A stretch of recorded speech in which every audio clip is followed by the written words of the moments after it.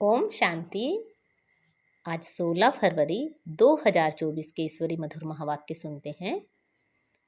मीठे बच्चे, अब अशरीरी होकर घर जाना है, इसलिए जब किसी से बात करते हो तो आत्मा भाई भाई समझ बात करो, देही अभिमानी रहने की मेहनत करो। आज की मुद्दे से प्रश्न है, भविष्य राज तिलक प्राप्त करने का आधार क्या है? उत्तर है पढ़ाई। हर एक को पढ़कर राज तिलक लेना है। बाप की है पढ़ाने की ड्यूटी, इसमें आशीर्वाद की बात नहीं। पूरा निश्चय है तो श्रीमत पर चलते चलो, गफलत नहीं करनी है। अगर मतभेद में आकर पढ़ाई छोड़ी तो नापास हो जाएंगे। इसलिए बाबा कहते, मीठे बच्चे अपने ऊपर रहम करो। आशीर्वाद मांगने नहीं है, पढ़ाई पर ध्यान देना है। ओम शांति। सुप्रीम टीचर बच्चों को पढ़ाते हैं। बच्चे जानते हैं परम पिता परमात्मा पिता भी है, टीचर भी है। ऐसा तुमको पढ़ाते हैं जो और कोई पढ़ा ना सके। तुम कहते हो शिव बाबा हमको पढ़ाते हैं। अब यह बाबा कोई एक का नहीं है। मन मना भव मध्याजी भव, इसका अर्थ समझाते हैं। मुझे याद करो। बच्चे तो अब समझदार हुए हैं। बेहद का बाप कहते हैं, तुम्हारा वर्षा तो है ही है, यह कभी भूलना नहीं चाहिए। बाप आत्माओं से ही बातें करते हैं। अभी तुम जीव आत्माएं हो ना। बेहद का बाप भी निराकार है। तुम जानते हो इस तन द्वारा वह हमको पढ़ा रहे हैं, और कोई ऐसे नहीं समझेंगे। स्कूल में टीचर पढ़ाते हैं तो कहेंगे लौकिक टीचर, लौकिक बच्चों को पढ़ाते हैं। यह है पारलौकिक सुप्रीम टीचर जो पारलौकिक बच्चों को पढ़ाते हैं। तुम भी परलोक मूल वतन के निवासी हो। बाप भी परलोक में रहते हैं। बाप कहते हैं हम भी शांति धाम के निवासी हैं और तुम भी वहाँ के निवासी हो। हम दोनों एक धाम के रहवासी हैं। तुम अपने को आत्मा समझो, मैं परम आत्मा हूँ। अभी तुम यहाँ पाड़ बजा रहे हो। पाड़ बजाते बजाते तुम अभी पतित बन गए हो। यह सारा बेहद का मांडवा है जिसमें खेल होता है। यह सारी सृष्टि कर्म क्षेत्र है, इसमें खेल हो रहा है। यह भी सिर्फ तुम ही जानते हो कि यह बेहद का खेल है। इसमें दिन और रात भी होते हैं। सूर्य और चांद कितनी बेहद की रोशनी देते हैं। यह है बेहद की बात। अभी तुमको ज्ञान भी है। रचता ही आकर रचता और रचना के आदि मध्य अंत का परिचय देते हैं। बाप कहते हैं तुमको रचना के आदि मध्य अंत का राज सुनाने आया हूँ। यह पाठशाला है, पढ़ाने वाला अभोक्ता है। ऐसे कोई नहीं कहेंगे कि हम अभोक्ता हैं। अहमदाबाद में एक साधु ऐसे कहता था, परंतु बाद में ठगी पकड़ी गई। इस समय ठगी भी बहुत निकल पड़ी है। वेशधारी बहुत हैं, इनको तो कोई वेश है नहीं। मनुष्य समझते हैं श्री कृष्ण ने गीता सुनाई तो आजकल कितने श्री कृष्ण बन पड़े हैं। अब इतने श्री कृष्ण तो होते नहीं।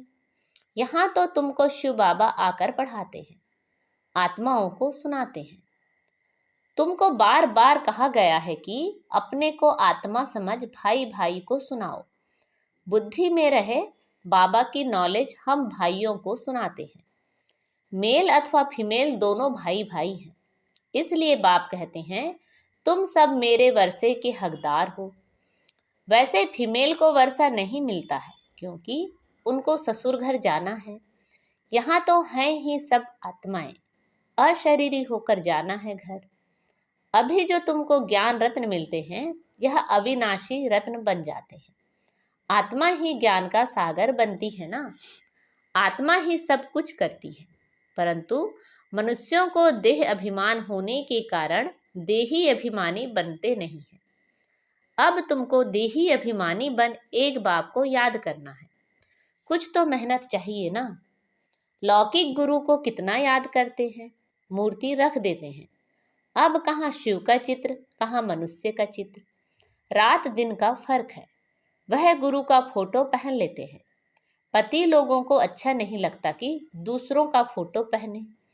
हाँ, शिव का पहनेंगे तो वह सबको अच्छा लगेगा, क्योंकि वह तो परम पिता है ना।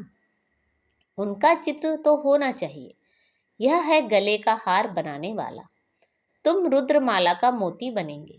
यूं तो सारी दुनिया रुद्रमाला भी है, प्रजापिता ब्रह्मा की माला भी है। ऊपर में सीजरा है, वह है हद का सीजरा, यह है बेहद का। जो भी मनुष्य मात्र हैं, सबकी माला है।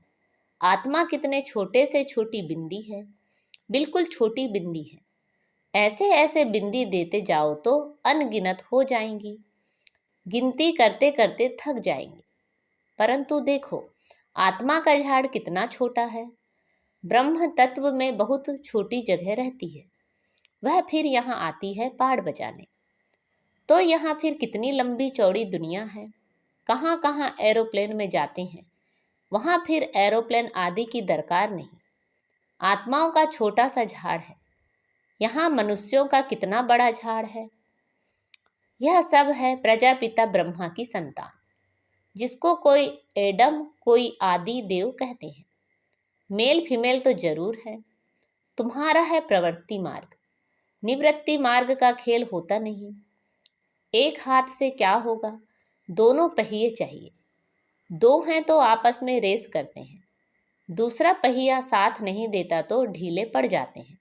परंतु एक के कारण ठहर नहीं जाना चाहिए। पहले पहले पवित्र प्रवृत्ति मार्ग था, फिर होता है अपवित्र, गिरते ही जाते हैं। तुम्हारी बुद्धि में सारा ज्ञान है। यह झाड़ कैसे बढ़ता है, कैसे एडिशन होती जाती है, ऐसा झाड़ कोई निकाल ना सके।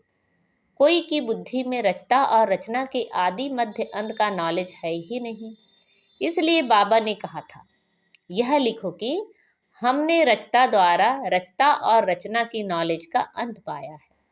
वह तो ना रचता को जानते ना रचना को। अगर परंपरा यह ज्ञान चला आता तो कोई बतावे ना। सिवाय तुम ब्रह्मा कुमार कुमारियों के तो कोई बता ना सके। तुम जानते हो, हम ब्राह्मणों को ही परम पिता परमात्मा पढ़ाते हैं। हम ब्राह्मणों का ही ऊंचे से ऊंचा धर्म है। चित्र भी जरूर दिखाना पड़ता है। चित्र बिगर कब बुद्धि में बैठेगा नहीं। चित्र बहुत बड़े बड़े होने चाहिए। वैरायटी धर्मों का झाड़ कैसे बढ़ता है, यह भी समझाया है। आगे तो कहते थे, हम आत्मा सो परमात्मा, परमात्मा सो हम आत्मा। अब बाप ने इसका भी अर्थ बताया है। इस समय हम सो ब्राह्मण हैं, फिर हम सो देवता बनेंगे नई दुनिया में। अभी हम पुरुषोत्तम संगम युग पर हैं, अर्थात यह है पुरुषोत्तम बनने का संगम युग। यह सब तुम समझा सकते हो। रचता और रचना का अर्थ, हम सो का अर्थ, ओम अर्थात मैं आत्मा फर्स्ट, फिर यह शरीर है। आत्मा अविनाशी और यह शरीर विनाशी है। हम यह शरीर धारण कर पाड़ बजाते हैं, इसको कहा जाता है आत्म अभिमानी। हम आत्मा फलाना पाड़ बजाती हैं, हम आत्मा यह करती हैं, हम आत्मा परमात्मा के बच्चे हैं। कितना वंडरफुल ज्ञान है। यह ज्ञान बाप में ही है, इसलिए बाप को ही बुलाते हैं। बाप है ज्ञान का सागर, उनकी भेंट में फिर है अज्ञान के सागर। आधा कल्प है ज्ञान, आधा कल्प है अज्ञान। ज्ञान का किसी को पता ही नहीं है। ज्ञान कहा जाता है रचता द्वारा रचना को जानना, तो जरूर रचता में ही ज्ञान है ना, इसलिए उनको क्रिएटर कहा जाता है। मनुष्य समझते हैं क्रिएटर ने यह रचना रची है। बाप समझाते हैं यह तो अनादि बना बनाया खेल है। कहते हैं पतित पावन आओ तो रचता कैसे कहेंगे। रचता तब कहें जब प्रलय हो फिर रचे। बाप तो पतित दुनिया को पावन बनाते हैं। तो यह सारे विश्व का जो झाड़ है, उनके आदि मध्य अंत को तो मीठे मीठे बच्चे ही जानते हैं। जैसे माली हर एक बीज को और झाड़ को जानते हैं ना। बीज को देखने से सारा झाड़ बुद्धि में आ जाता है। तो यह है ह्यूमैनिटी का, मनुष्य सृष्टि का बीज। उन्हें कोई नहीं जानते, गाते भी हैं परम पिता परमात्मा सृष्टि का बीज रूप है। सतचित आनंद स्वरूप है, सुख शांति पवित्रता का सागर है। तुम जानते हो यह सारा ज्ञान परम पिता परमात्मा इस शरीर द्वारा दे रहे हैं, तो जरूर यहाँ आएंगे ना। पतितों को पावन प्रेरणा से कैसे बनाएंगे? तो बाप यहाँ आकर सबको पावन बनाकर ले जाते हैं। वह बाप ही तुमको पाठ पढ़ा रहे हैं। यह है पुरुषोत्तम संगम युग। इस पर तुम भाषण कर सकते हो कि कैसे पुरुष तमो प्रधान से श्रेष्ठ सतो प्रधान बनते हैं। तुम्हारे पास टॉपिक तो बहुत हैं। यह पतित तमो प्रधान दुनिया सतो प्रधान कैसे बनती है, यह भी समझने लायक है। आगे चलकर तुम्हारा यह ज्ञान सुनेंगे, भल छोड़ भी देंगे, फिर आएंगे, क्योंकि गति सदगति की हट्टी एक ही है। तुम कह सकते हो कि सर्व का सदगति दाता एक बाप ही है। उनको श्री श्री कहते हैं। श्रेष्ठ ते श्रेष्ठ है परम पिता परमात्मा। वो हमें श्रेष्ठ बनाते हैं। श्रेष्ठ है सतयुग, भ्रष्ट है कलयुग। कहते भी हैं भ्रष्टाचारी हैं, परंतु अपने को नहीं समझते। पतित दुनिया में एक भी श्रेष्ठ नहीं। श्री श्री जब आए तब आकर श्री बनाए। श्री का टाइटल सतयुग आदि में देवताओं का था। यहाँ तो सबको श्री श्री कह देते हैं। वास्तव में श्री अक्षर है ही पवित्रता का। दूसरे धर्म वाले कोई भी अपने को श्री नहीं कहते। श्री पोप कहेंगे क्या? यहाँ तो सबको कहते रहते हैं। कहाँ हंस मोती चुगने वाले, कहाँ बगुले गंध खाने वाले। फर्क तो है ना। यह देवताएं हैं फूल, वह है गार्डन ऑफ अल्लाह। बाप तुमको फूल बना रहा है। बाकी फूलों में वैरायटी है। सबसे अच्छा फूल है किंग फ्लावर। इन लक्ष्मी नारायण को नई दुनिया का किंग क्वीन फ्लावर कहेंगे। तुम बच्चों को आंतरिक खुशी होनी चाहिए। इसमें बाहर का कुछ करना नहीं होता। यह बत्तियां आदि जलाने का भी अर्थ चाहिए। शिव जयंती पर जलानी चाहिए या दिवाली पर। दिवाली पर लक्ष्मी का आह्वान करते हैं, उनसे पैसे मांगते हैं, जबकि भंडारा भरने वाला तो शिव भोला भंडारी है। तुम जानते हो शिव बाबा द्वारा हमारा अखुट खजाना भर जाता है। यह ज्ञान रत्न धन है। वहाँ भी तुम्हारे पास अथाह धन रहता है। नई दुनिया में तुम माला माल हो जाएंगे। सतयुग में ढेरों के ढेर हीरे जवाहर थे, फिर वो ही होंगे। मनुष्य मूंझते हैं, यह सब खत्म होगा, फिर कहाँ से आएगा? खानियाँ खुद गई, पहाड़ियाँ टूट गई, फिर कैसे होंगी? बोलो, हिस्ट्री रिपीट होती है ना। जो कुछ था सो फिर रिपीट होगा। तुम बच्चे पुरुषार्थ कर रहे हो स्वर्ग का मालिक बनने का। स्वर्ग की हिस्ट्री ज्योग्राफी फिर रिपीट होगी।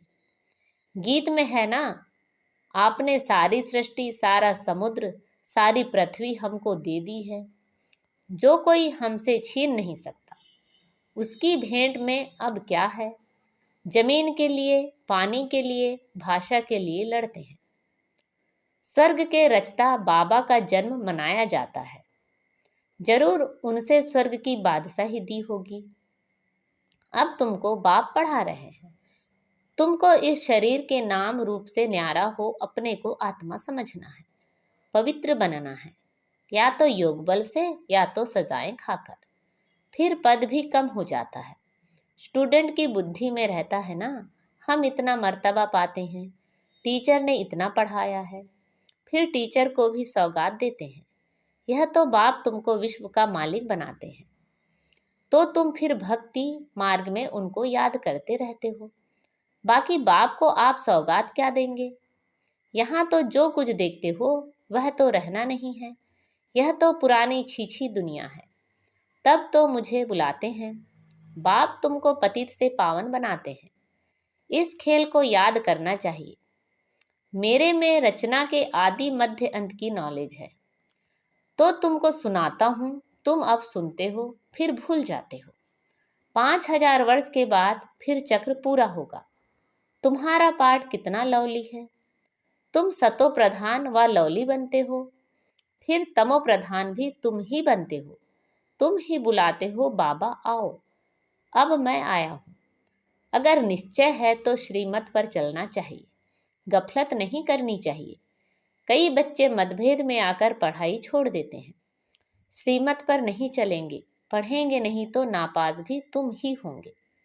बाप तो कहते हैं अपने पर रहम करो, हर एक को पढ़कर अपने को राज तिलक देना है।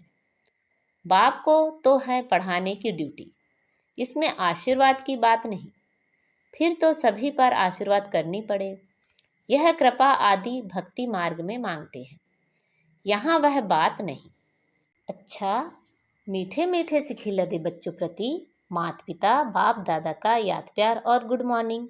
रूहानी बाप की रूहानी बच्चों को नमस्ते। हम सब रूहानी बच्चों की रूहानी माता पिता बाप दादा को याद प्यार गुड मॉर्निंग और नमस्ते।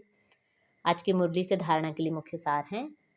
प्रवृत्ति में रहते आपस में रेस करनी है, परंतु अगर किसी कारण से एक पहिया ढीला पड़ जाता है तो उसके पीछे ठहर नहीं जाना है, स्वयं को राज तिलक देने के लायक बनाना है।